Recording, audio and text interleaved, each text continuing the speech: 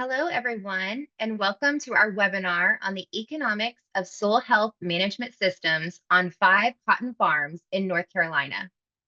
My name is Misty Miles, and I'm a project manager here at the Soil Health Institute.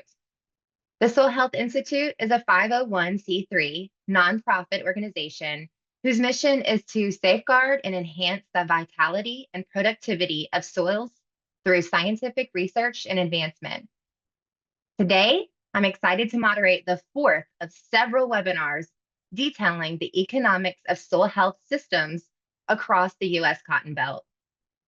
This webinar is an outcome of the U.S. Regenerative Cotton Fund, led by the Soil Health Institute, with the mission of empowering cotton growers and their trusted advisors with the tools, information, and networks they need to successfully adopt regenerative soil health systems. In today's webinar, we are fortunate to hear from SHI's Soil Health Educator Emily Ball and agricultural economist Dr. Archie Flanders. During today's presentation, Emily Ball will be highlighting findings from a partial budget analysis, which will provide North Carolina cotton farmers with the economic information they need to make the decisions to adopt soil health management systems. Lastly, a few items about today's event. This presentation is being recorded and will be shared with each of you after the webinar, along with the accompanying fact sheet. If you have questions during the presentation, please put them in the Q&A box at the bottom of your screen. You can upvote questions that you'd like to prioritize, and Archie and Emily will address them live at the conclusion of the presentation. With that, I'll hand things over to Emily Ball to dig into today's content. Thank you, Misty. I appreciate everybody who's able to attend as well. Like she said, I'll be speaking about the economics of soil health management systems on 5 cotton farms in North Carolina. And for those of you that are interested, CCA points will also be available for today's webinar. QR code will be on the very last slide.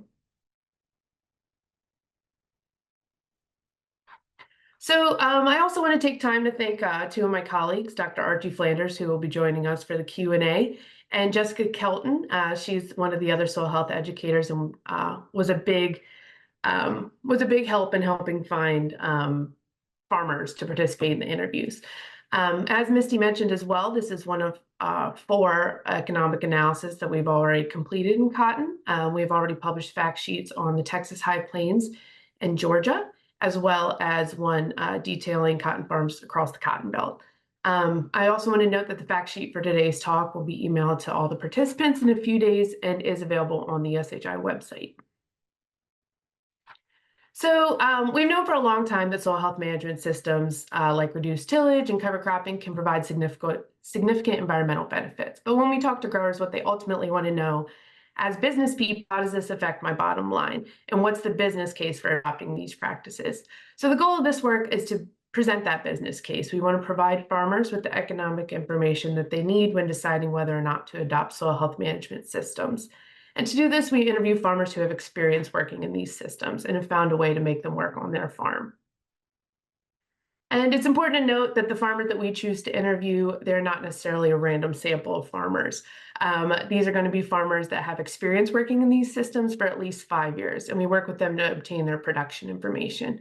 And so we really want them to have expertise in this field and to have found a way for it to work on their farm. So we realize that there can be some learning curves when adopting these practices. And so we really want to learn from growers who have found a way to make them work and profitable for their operation.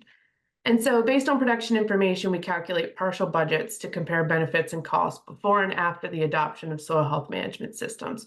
And there's a lot of detail on this on our website, but I want to be really clear that we're not necessarily asking for yields or receipts or anything about their specific profitability. For example, what we would ask is, in the interview after corn is harvested, going into a cotton crop, what are your field operations? And then compare what they do before adopting a soil health management system and after adopting a soil health management system.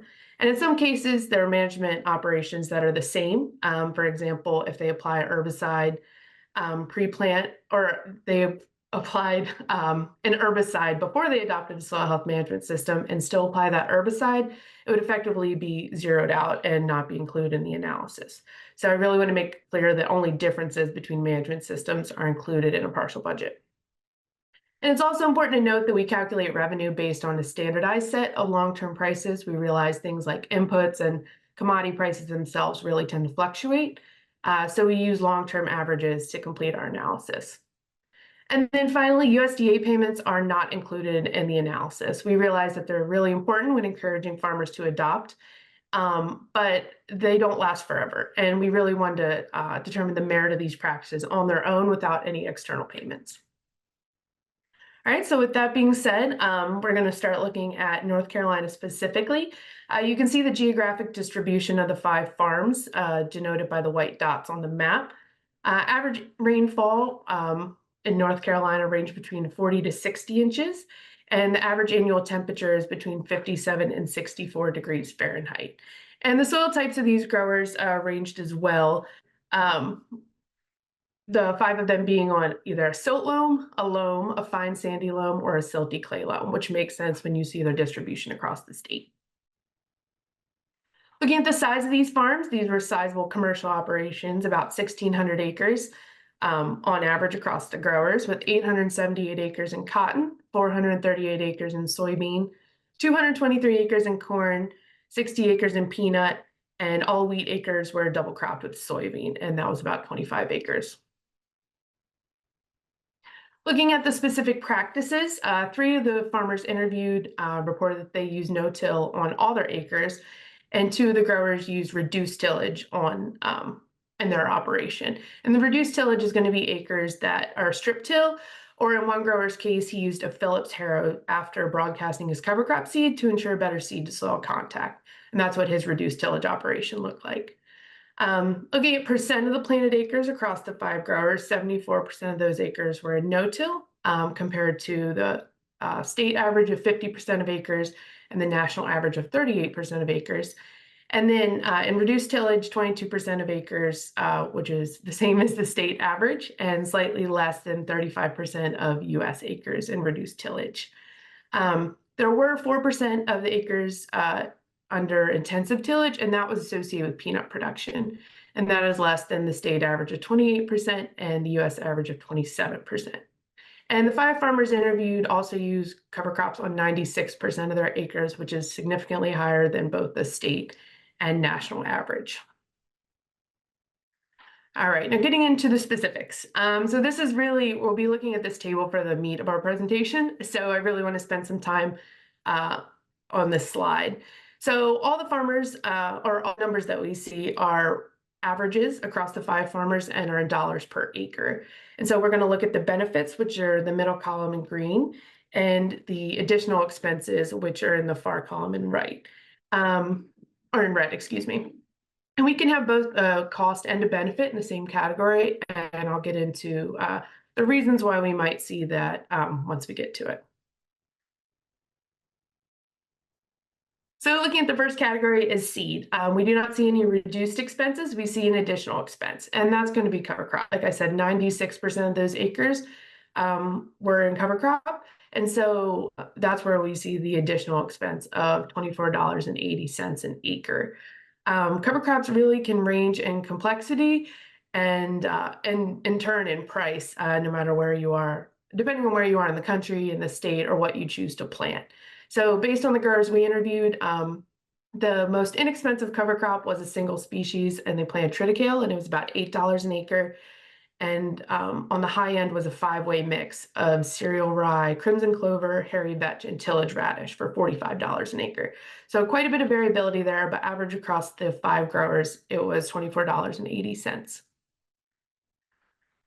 Fertilizer, we initially see a reduced expense of $44.91, and this is attributed to the adoption of a soil health management system. These growers felt comfortable cutting back on their fertilizers, which is a huge benefit when these inputs are really expensive and a large expense on a lot of operations. The additional expense we see in the right-hand category is going to be attributed to the addition of chicken litter. So a couple growers cited that they do like to apply poultry litter as a source of nutrients when it's available. And so that additional expense is represented there. Under pesticides, the growers all reported being able to reduce their herbicides, which is one of the reductions in expenses here. And part of the savings is due to the weed suppression benefits of cover crops. And we actually are working or have worked on a series of fact sheets with Texas A&M and the Rodale Institute on the weed suppression benefits of cover crops. And my colleague Jessica Kelton is going to be presenting a webinar actually this time next month. So I'd love if you're interested in that, please attend and some more information. So in addition to cutting back on herbicides, some growers also cited being able to eliminate insecticide application and attributed that to more beneficial insects with their cover crop. And so that's another source of savings, as well as one of the growers was able to eliminate a fungicide application because he cited better crop disease resistance and overall improvement in soil health. So that's another really great source of reduced expenses that we see in these soil health management systems. The additional cost is going to be terminating the cover crop. So none of the growers spoke to use tillage to terminate their cover crop. So they would have to use an herbicide before planting their cash crop. So the round module covers, I'll get into this a little bit more, but some of the growers did see an increased yield, and this round module cover expense is going to be essentially the extra cover to account for that additional yield. So only one of our growers did use a module building cotton harvester, and that's where that additional cost comes in. So it's relatively minimal averaged across the 5 growers, but something we wanted to account for nonetheless. So we also saw reduced expenses associated with fuel and labor, and that's really in line with what we would expect if we were doing less tillage. And it's important to note that you would see these benefits immediately because you wouldn't be paying for that diesel fuel for those tillage passes. And looking at these together amounts to about $25 an acre reduction in expenses. The additional fuel and labor costs on the right-hand side are going to be associated with planting the cover crop and applying the chicken litter. Those are some passes across the field that we will be using fuel for, but it's not the heavy equipment or the multiple passes that we see with tillage. There were no difference in expenses between operations under soil health management systems and those that weren't, as far as post-harvest expenses go. And under equipment ownership, with less trips across the field, we're seeing fewer hours, less wear and tear on the tractors and implements, and in turn, less maintenance and less depreciation. So we're seeing that there in the form of $33.52. And the expenses in the right-hand column are associated with the field operations I talked about above. This still results in a net reduction of $16.47 an acre as far as equipment ownership goes. So in all, the difference in expenses by just looking at reduced inputs and production costs ends up to be just under $65 an acre. And so this is not taking account any change in yield. This is just due to reducing your inputs and your production costs in a soil health management system compared to a conventional operation or what these growers were doing before adopting these practices. So as I mentioned before, yield can be a source of additional revenue. That's not always the case. 3 of the 5 growers did see a yield increase with adopting soil health management systems, and this was averaged across the growers at about 120 pounds per acre. Like I said, not all growers saw this, but it's important to note that no grower saw a reduction in yield. So they were either maintaining their yields or increasing them after adopting the soil health management system. And using the long-term average price of cotton of 70 cents a pound, these growers saw an additional $84 of revenue per acre from an increase in yield. And looking at these changes in expenses and revenue together, we saw a positive change in net farm income. The growers in our analysis saw an average increase of $148.95 an acre. So I just really want to reiterate that even if these growers did not see an increase in yield, they're still saving about $65 an acre on production costs. And so that's why we really encourage farmers and people interested in adopting these practices to look at profitability overall rather than just yield as sort of a metric of success. And then looking at these farms individually, change in income was variable, ranging from just over $40 an acre to over $200 an acre. But it's worth noting that all growers did see an increase in income. And this variability is going to be due to things like how much they spend on their cover crop seed. We saw that that can be really variable, or if they did see a change in income. But it's important to note that they all did see an increase in their net farm income with the adoption of a soil health management system.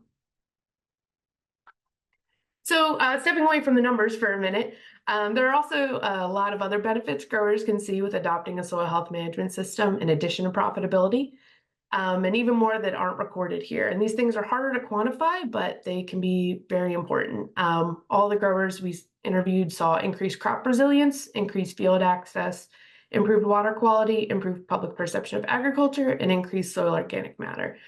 These things can definitely be important later on in the year. For example, increased field access, getting in the field earlier to plant during a wet year can make a big difference when it comes to getting a crop established. So there's these things that we can't necessarily put a number on, but we want to make growers aware of as well. So in summary, just some takeaways from today's presentation. Soil health management system increased net income by an average of $149 an acre for cotton, and it costs an average of $65 an acre less to grow cotton using the soil health management system. And the 5 farmers averaged just under 1,600 acres, used no-till on 74% and reduced tillage on 22% of those acres, and cover crop 96% of the acres.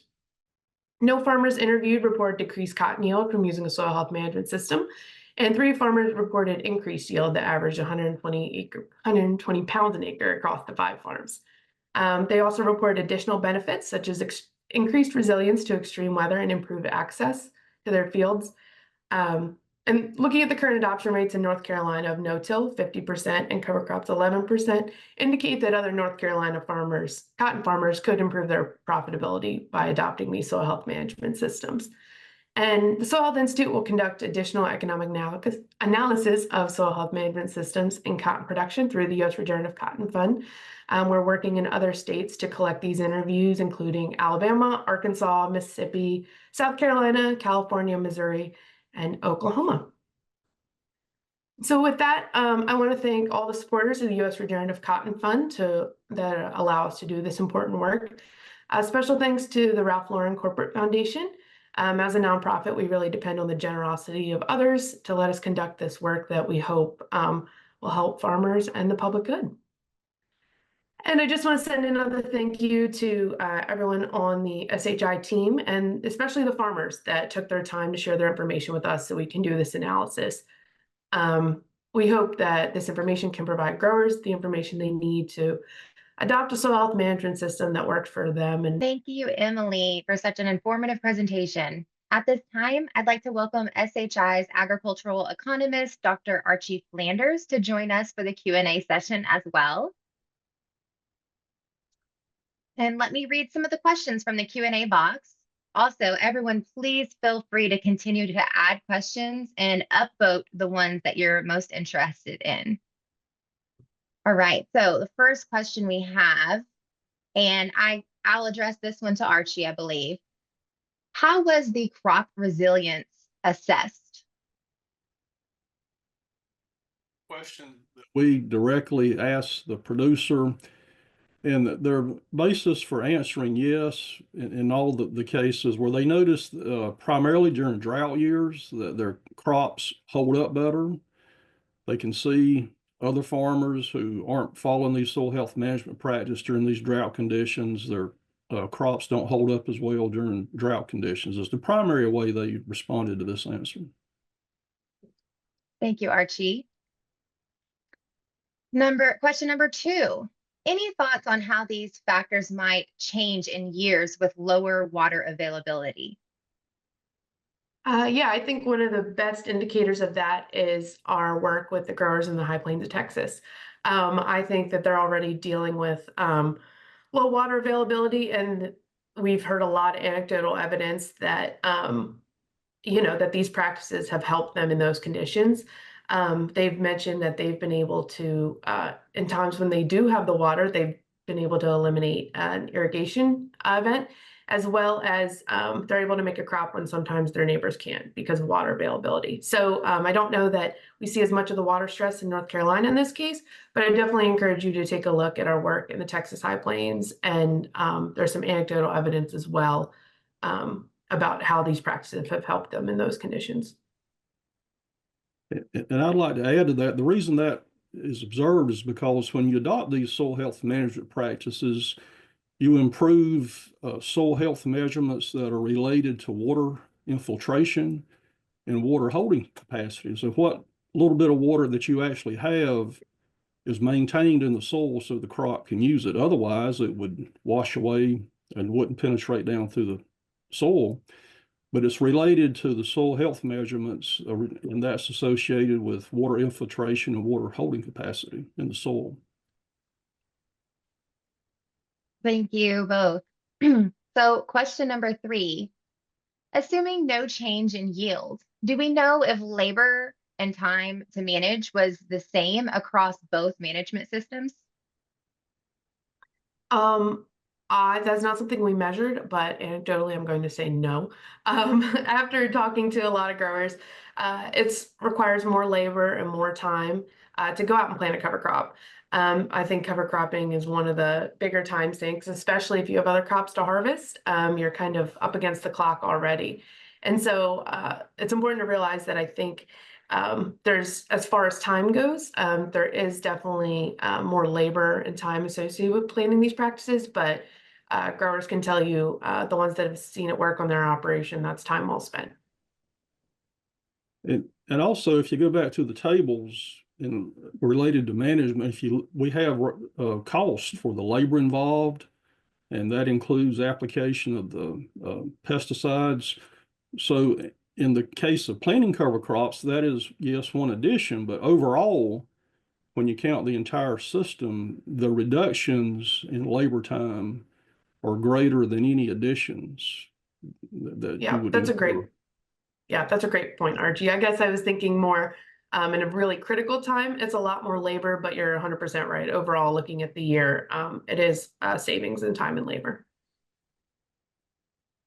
Thank you, Emily. Yes, I was going to just add just an anecdotal from just being on Donnie Lassiter's farm, our farmer mentor in one of our farmer mentors in North Carolina. He mentioned not having to go out there and spray as much and cited. I remember him saying that instead of going out there and having to kill everything, it was a nice change to see life, the cover crop.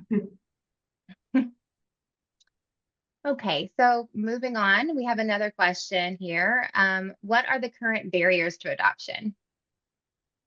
Yeah, so that's really going to vary on each farm based on what time and resources they have.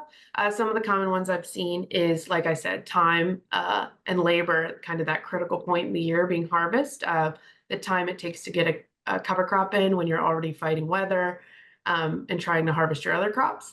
Some of the other barriers are equipment constraints. This does require a big change in kind of transforming what equipment you do have to implement these practices. Those are definitely two of the bigger ones I've heard of, but that's really going to vary based on where you are and the size of your operation and a lot of different factors. Thank you, Emily. And here's another question for you, Emily. How long have these producers been using these practices? These are significant figures, and I assume they're several years into it. Yeah, so to keep things consistent across our interviews, we ask that the growers have implemented these practices for at least 5 years. But after speaking to them, it's been quite a bit more than 5 years. I would say probably closer to 10 to 15, some even more than that. But I would say for the growers we interviewed, they were kind of in that 10 to 15 year range. But for all of our interviews across the states, we ask that they've been implementing these practices for at least 5 years. And Emily, do you have the values for how much the increased organic matter was? Yeah, so I don't have necessarily the values for each of the growers. That kind of gets into the personal numbers we try and avoid asking, but just kind of chatting with them. Some growers have been able to build their organic matter by, 0.5% to 1% maybe, but working in these textured soils, it's really hard to build organic matter. And that's why we kind of ask about these other benefits, because we realize organic matter isn't how they're going to see success there. I mean, there are growers that have been doing it for over 20 years and have just barely seen that 0.5% increase. So I would say that that's really not going to be a significant change, no matter how long they've been adopting the practices, but they've seen other benefits that have helped them in their operation. And do these farms utilize irrigation? Yes, some of them did. We have that information specifically in the table. I believe, I want to make sure I say this correctly. I believe 27% of the acres were irrigated that we interviewed. Oh, I'm sorry, they range. So 2 of the growers did not use irrigation. 2 of the other growers were between 9 and 10% of their acres being irrigated, and the 5th grower had 27% of their acres irrigated. So there were acres irrigated in the analysis. Thank you. And here's another question. In North Carolina, do cover crops affect planting dates?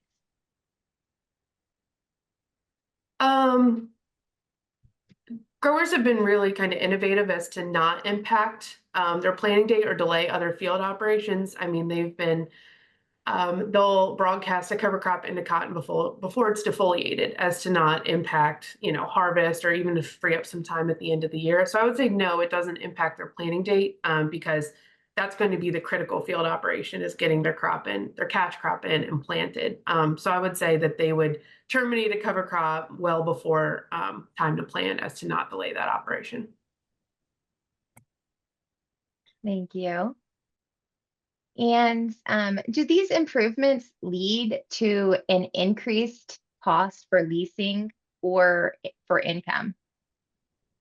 So that's going to vary based on the rent structure that they've worked on. So there's some people who they pay a flat rate for acres per year. That's, I think, more common in North Carolina. And then there's a different type of rent structure where they pay based on their yield. So I guess if yield is increased, this is a way that their rent would increase, but it would be proportional to the income that they're receiving from increased yield. So it wouldn't necessarily cost them more to implement these practices on leased acres. All right, and here's a follow-up for the irrigation question. If non-irrigated, would you expect similar results in irrigated systems? Maybe Archie can speak to this too, but I would. One of the things I think, we're not in so much of a drought-stressed climate in North Carolina. So obviously that there's a beneficial, that, they're choosing to irrigate because their crop would be benefited by more water. But I don't think that there would be that stark of a difference between irrigated and non-irrigated systems, or else I think we would have parsed that apart in the analysis. Do you have anything to add on that, Archie?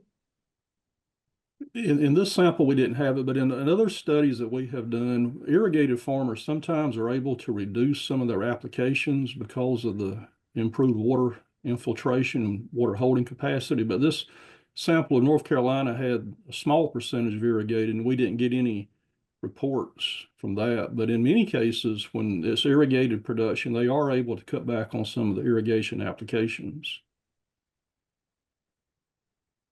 Thank you. All right, here's another question. Did the farmers have much in common when it came to how they implemented cover crops, i.e. species mix, rate, etc.? Yeah, so I think it's important that these growers are going to do what works for them in their operation. So there's a lot of overlap looking at the cover crop mixes. Even the single species, there's quite a bit of overlap, usually including a cereal rye, the triticale, maybe a tillage radish to break up compaction. If we're getting into those more complicated mixes, there are some kind of tried and true cover crops that they've incorporated in their blend. As far as seeding rates, I think it really depends on what they're trying to get out of their cover crop. That's what we really encourage growers to think about when we're encouraging them to plant. What are your goals for this? Are you trying to break up compaction? Are you trying to, provide nitrogen for a subsequent cash crop? Things like that. So I think depending on their goals, it's really going to vary. But overall, we did see some common threads in the cover crop mixes and their rates. Thank you. Follow-up question. How do models like DSAT, how are they used to see long-term impacts by using your data? They were not used in our analysis. I'll be honest, I'm not super familiar with those type of models, but they were not included in our analysis. We used a partial budget approach. Yeah, and that's something I'm not too sure I can speak on. Thank you. And another question is, how was improved water quality assessed? Yep, so that was kind of fell under our anecdotal category. We are not so, we understand that even though these type of practices can reduce runoff, it's possible some water still runs off. And so we're really just asking, the water that does end up in your ditch, so to speak, is it clearer? And they said yes. They said that it wasn't taking their topsoil with it. And so it was more of an anecdotal note about water quality, but there's evidence that these type of practices do improve water quality of runoff overall. Yes. Thank you, Emily. Here's a question that we did have upvoted. The soil health practices seem to work in a way to reduce costs instead of increasing revenue to achieve profit maximization. If so, can the benefit of soil health practices be maximized, especially when the cost of ag practices is high? And then a follow-up was, did I understand your results correctly? I would say so, because we're really trying to focus on, if the cost of inputs, like you mentioned, are increasing, we're trying to reduce inputs. And so through that, you'd be reducing your production costs. And so that's why we didn't necessarily want to rely on yield. And we encourage other growers not to rely on yield, because increased yield is great, but if you're still putting in the same amount of amendments or even more to achieve that yield, you're not seeing that much profitability. So we're really trying to reduce our inputs, and as inputs go up, that's going to become more and more important. Thank you, Emily. Another question from the Q&A box are there any plans to do a more robust and scientific economic survey? Yeah, so although we have a huge impact, the Soil Health Institute is not a huge organization, and so we do rely on data from, NASS and sort of other, other larger corporate or federal organizations with their economic survey data. And so we've kind of been working in these smaller partial budgets to get a good idea of the breadth of operations as far as cotton in each state. But I would say we're going to expand our partial budget analysis across the additional states I mentioned, rather than kind of hone in on North Carolina. So I would say stay tuned for other states. Thank you, Emily. And another question from our box is, did you say at the beginning that the cost of an initial herbicide application to zero out the starting positions of the different farmers was not counted? I don't think that was the case. I'm sorry if that wasn't clear. I was using that kind of an example, saying that we're only counting the differences in a partial budget analysis. So that, for example, if a farmer, before they implement soil health management systems, applied a herbicide and they still applied that same herbicide at the same rate after adopting a soil health management systems, that's what I meant in the case they're zeroed out. We didn't necessarily count it. We were only seeing the differences between what they were doing before and what they're doing with the soil health management system. So I'm sorry if that wasn't clear. I just used the herbicide application as an example. Thank you. And this question is, are any of the fields pattern tiled? There was drainage that? tile. What'd you say? Or did we ask that? Oh, okay, yeah. So there was tile drainage in, I believe, one or two of the growers' fields. I don't have that information right in front of me, but there was some drainage tile in some of the growers, with some of the growers. All right, thank you. And here's another question. What cover crops are best used in North Carolina? Best to use in North Carolina? Yeah, so some of the common ones I've heard is cereal rye. Like I said, it really is going to depend on the goals of the grower. Triticale is pretty common. Some growers will use wheat and then take it to harvest if they, if they so choose, if that's conducive to their operation. Some other ones is a crimson clover or another type of legume. Hairy vetch is also a pretty common one. Yeah, I'm just kind of trying to think of some off the bat.